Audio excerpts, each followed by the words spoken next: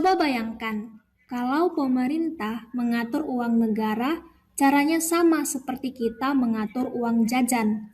Tapi bedanya, uangnya bukan puluhan ribu, melainkan triliunan rupiah.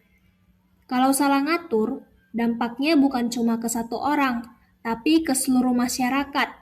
Nah, di video ini kita akan belajar dua sistem penganggaran penting dalam akuntansi sektor publik, yaitu line item budgeting dan zero-based budgeting dengan cara yang sederhana, cepat paham, dan anti ribet. Sebelum masuk ke inti, kita samakan dulu persepsi. Apa sih itu akuntansi sektor publik? Akuntansi sektor publik adalah sistem yang digunakan pemerintah untuk merencanakan, menggunakan, dan mempertanggungjawabkan uang rakyat. Salah satu bagian terpentingnya adalah anggaran. Karena tanpa anggaran, pemerintah tidak tahu uang dipakai untuk apa, berapa yang boleh dipakai, dan apakah penggunaannya bisa dipertanggungjawabkan. Nah, cara menyusun anggaran inilah yang disebut sistem penganggaran. Kita mulai dari sistem yang paling tua dan paling dasar, yaitu line item budgeting. Line item budgeting adalah sistem penganggaran yang menyusun anggaran berdasarkan jenis pengeluaran, atau biasa disebut per pos biaya. Jadi fokusnya bukan pada hasil, tapi pada uang dipakai untuk apa. Contoh sederhananya seperti ini. Misalnya sebuah sekolah memiliki anggaran seperti yang ditunjukkan pada tabel. Nah, setiap baris pada tabel menunjukkan satu jenis pengeluaran. Itulah mengapa disebut line item.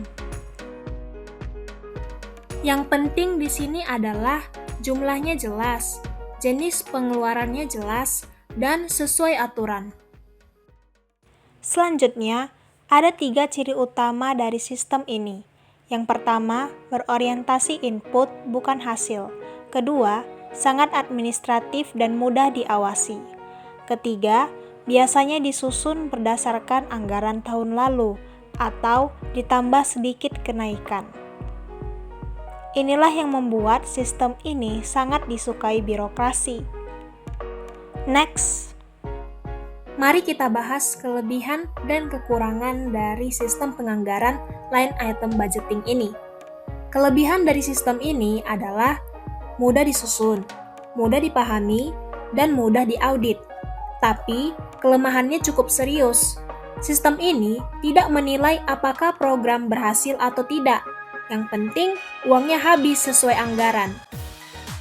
Bahkan, dalam praktiknya, menghabiskan anggaran sering dianggap sebagai keberhasilan, padahal belum tentu bermanfaat.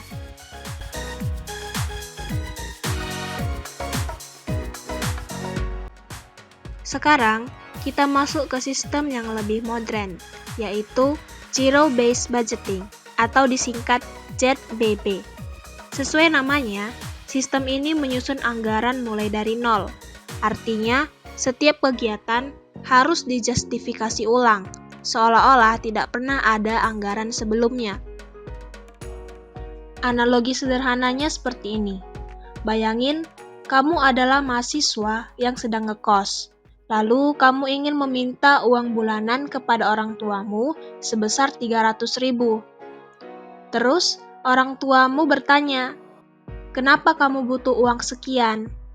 Kamu tidak bisa bilang, soalnya bulan lalu juga segitu. Tapi, kamu harus menjelaskan uangnya untuk apa, manfaatnya untuk apa, dan apa yang terjadi kalau tidak dikasih. Itulah konsep utama Zero-Based Budgeting. Adapun tujuan dari Zero-Based Budgeting ini sangat jelas, yaitu menghilangkan pemborosan. Setiap rupiah harus punya alasan.